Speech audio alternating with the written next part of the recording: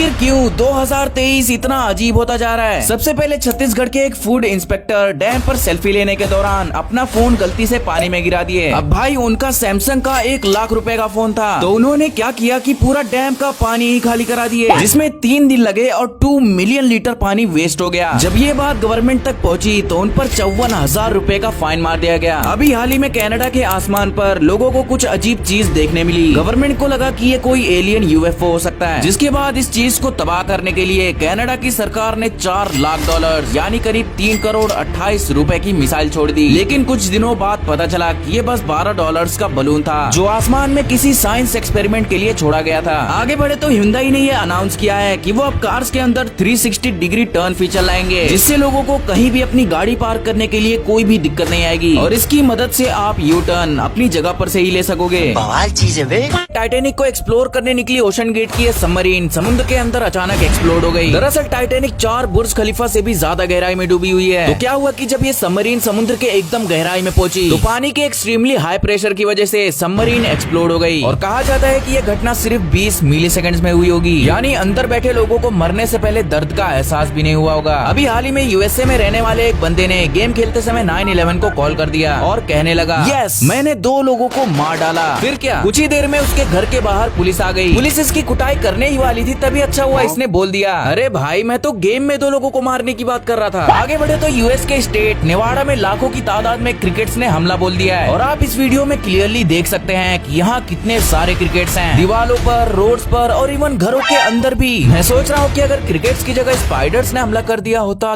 तो।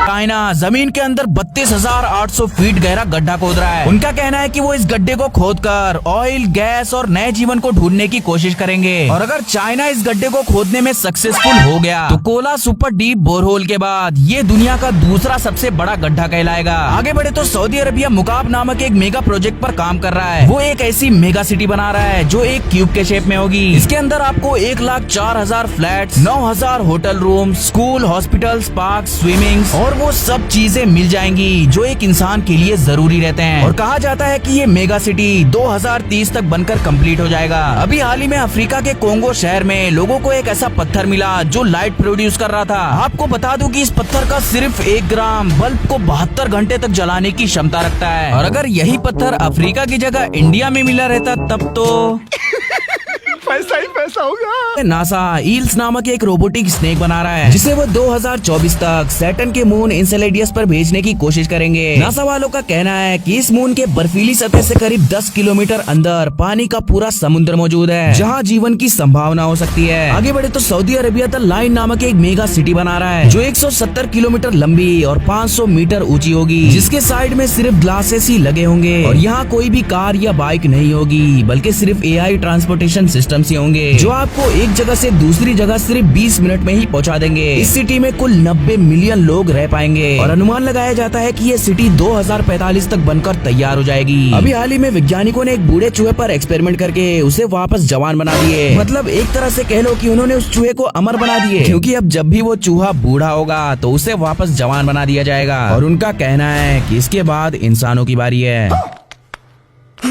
अमेरिका के Tennessee bright जू में एक ऐसा अनोखा जिराफ पैदा हुआ जिसके बॉडी में एक भी स्पॉट नहीं थे। मतलब आपने अभी तक जितने भी जिराफ देखे होंगे उनके बॉडी पर स्पॉट्स तो होंगे ही, लेकिन इस जिराफ के पास एक भी स्पॉट नहीं है। I mean, लिटरली आप इस फोटो में ही देख सकते हो। अभी हाल ही में वैज्ञानिकों को एक ऐसे वेल का कंकाल मिला जो अभी तक की सबसे वजनी यानी हैवीएस्ट वेल थी, जो लगभग 39 मिलियन साल पहले धरती पर रहा करती थी। और अनुमान लगाया जाता है कि ये वेल लगभग 3,75,000 किलोग्राम वजनी थी।